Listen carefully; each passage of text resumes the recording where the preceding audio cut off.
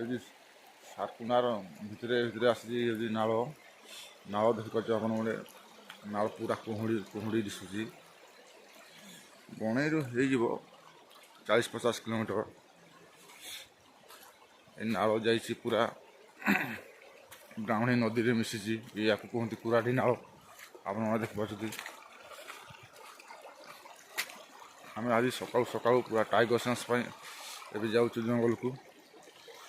ପୁରା ଏ ନାଳ ଦେଖିକିରି ଆପଣମାନେ ଦେଖିପାରୁଛନ୍ତି ପୁରା ନାଳ ପୁରା ଇଏ ଗୋଟେ ନାଳ ମିଶିଛି।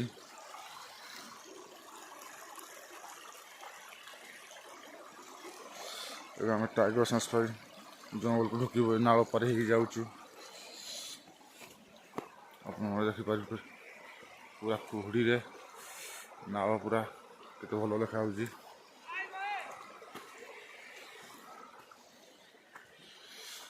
ଏବେ ଚାଲିଛି ନାଳ। ଆପଣମାନେ ଚାହିଁଲେ ବୁଲି ଆସିପାରିବେ ପୁରା ନାଳକୁ।